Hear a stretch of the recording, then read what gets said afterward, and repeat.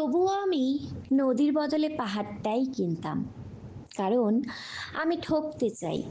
অবিরাম বয়ে যাওয়া ভালোবাসার চেয়ে স্থির এক মিথ্যের কাছেই যেন আমার টান বেশি হয়। নদী তো সব জানে, কোথা থেকে আসে, কোথায় হারিয়ে যায়।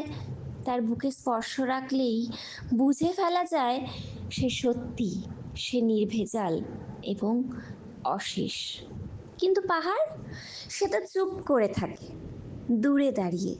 তার নীরবতায় লুকিয়ে থাকে হাজার অজানা, যেন ভালোবাসার ভেতর লুকোনো অসম্পূর্ণতা। আমি জানি, আমি জানি পাহাড় আমাকে জড়িয়ে ধরবে না, তার বুকে কোনো ঢেউ উঠবে না আমার জন্য। তবুও তবুও আমি তার কাছেই নিজেকে সঁপে দিতে চাই, কারণ আমি সেই অপেক্ষার ভেতর হারিয়ে যেতে চাই।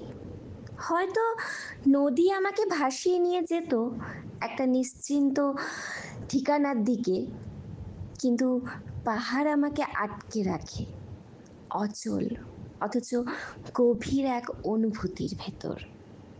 তাই তাই আমি ঠকতে চাই, অস্পষ্ট প্রতিশ্রুতির কাছে নীরব ভালোবাসার ছদ্মবেশে, এক এমন অনুভূতির কাছে যেখানে ব্যথাও সুন্দর হয়ে ওঠে।